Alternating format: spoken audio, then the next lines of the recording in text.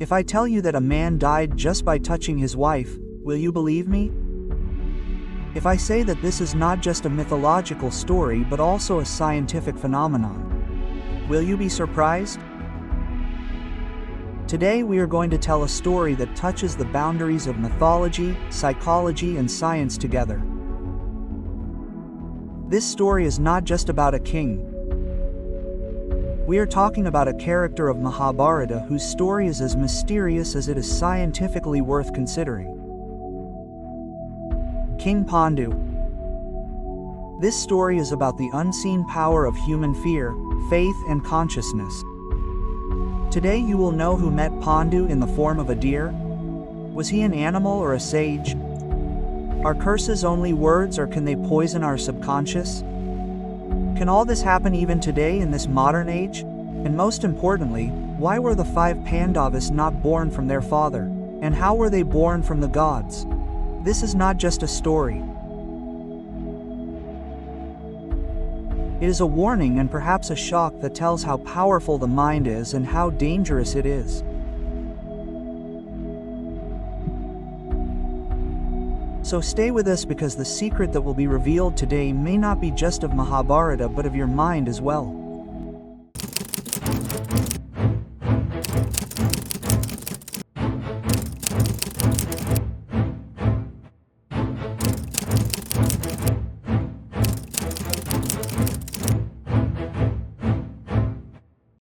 Have you ever thought that a person can die just by touching his wife?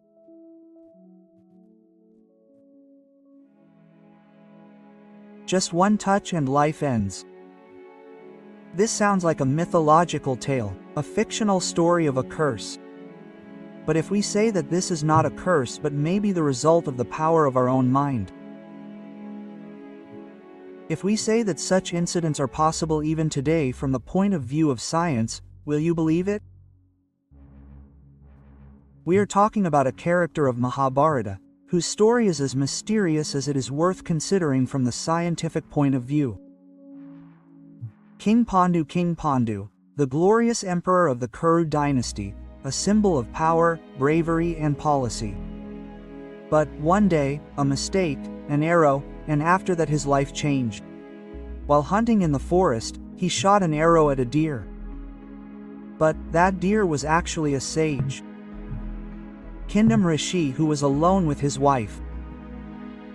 The arrow pierced straight into his body. Before dying, the sage cursed Pandu. Just like you killed us while having sex, you will die whenever you try to make love to your wife. But here a big question arises. Pandu saw a deer. But how did the one who cursed turn out to be a human? Was that deer a sage, or not a deer but a yogi who took the form of a deer? We get the answer to this in the words of the Mahabharata story itself. When that creature is near death, it speaks in human language and curses Pandu. No animal, no matter how intelligent it is, can speak human language. And no animal can have the power to curse at all. This simply means that it was not an ordinary deer but a siddha yogi or sage who had taken the form of a deer for some reason. Indian sages had many such siddhas which science has not been able to understand today, such as changing the form with the power of yoga, creating illusion with Maya, or taking the form of an animal to hide one's identity in exile. All these things are described in the scriptures. So the person at whom Pandu shot an arrow was probably a yogi engaged in some secret sadhana, who had taken the form of a deer in a state of meditation and solitude. To protect his Arishva and due to his mental trauma, he gave a deep curse to Pandu. Now this was a curse, or say a psychological seed. From that moment every thought of physical love in Pandu's life became a shadow of death. He renounced his kingdom. He took sannyas and started doing penance in the forests with his 2 queens Kunti and Madri. But the question is, does this curse really work? Can a man die just by touching his wife? Is this possible? Science says yes, it is possible. This is called psychosomatic response and nocebo effect.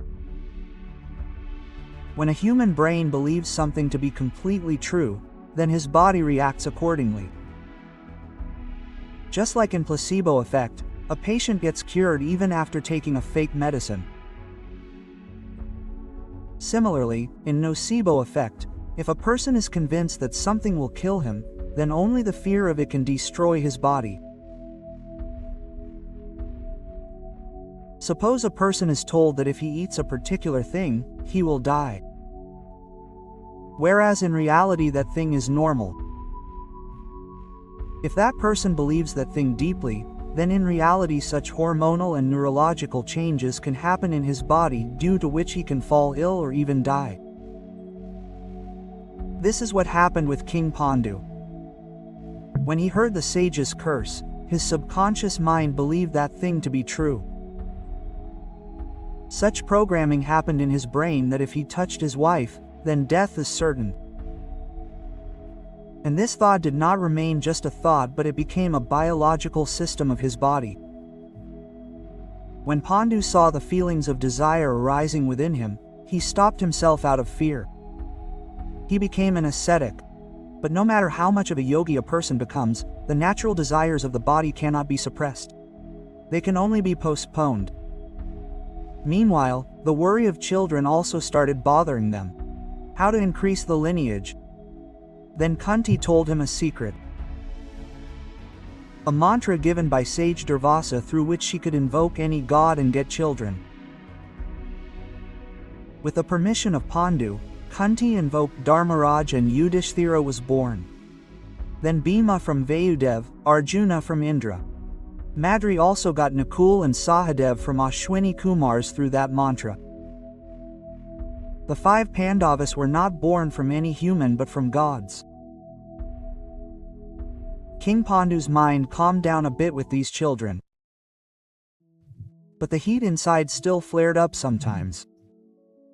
One day when it was spring season, there was fragrance of love and attraction in the air. That day Madri's beauty broke Pandu's restraint. The attraction suppressed for years, the yearning of love, and he embraced Madri. And at that very moment the curse worked, or say the belief programming fear sitting deep in his mind got activated. His body became disorganized. His heartbeat became uncontrolled and he died on the spot. Madri held herself guilty and committed sati on the funeral pyre of King Pandu. Now think, is this just a myth or is it an example of the amazing relationship between our mind and body?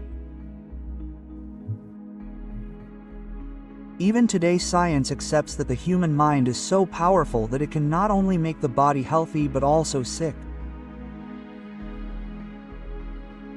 There are many case studies in the world whereby just telling the patients that they are suffering from a serious disease, their body actually started showing symptoms of the disease. In a famous case study of the nocebo effect, a person was told that the medicine being given to save his life will now be stopped. The condition of that person started deteriorating immediately. Later it was found out that he was actually being given fake medicine. But his mind believed that fake information to be true and the body reacted accordingly. So if today's man can fall sick just by the words of a doctor, then didn't the curse given to King Pandu by a sage, which he himself accepted, become a self-destructive mantra for him? This story is not just a mythological episode. It is a symbol of a process working at the deepest level of our existence, where our beliefs, our fears and our consciousness can cause our death. Pandu's death is a warning. The human mind is as powerful as it is dangerous. What we think again and again, becomes our reality.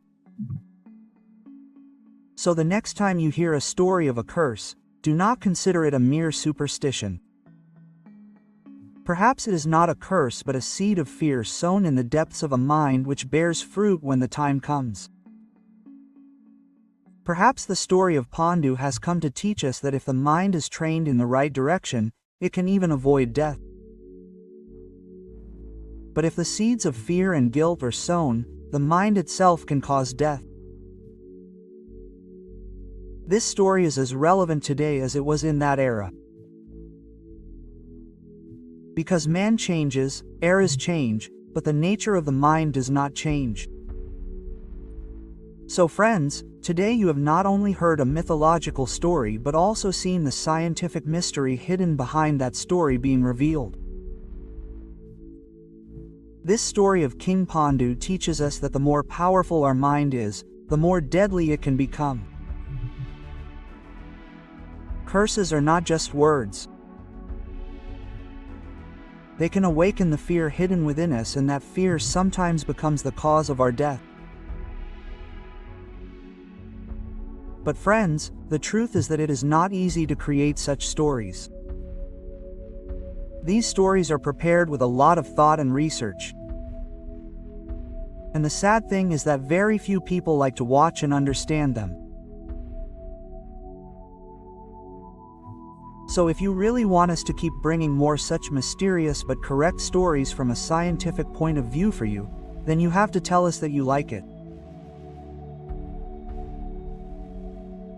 If you like this video, please like it.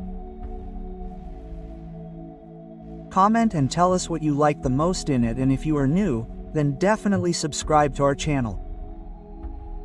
Your small support can be a great inspiration for us to bring you such hidden mysteries of Ramayana, Mahabharata and Indian history from a new perspective next time.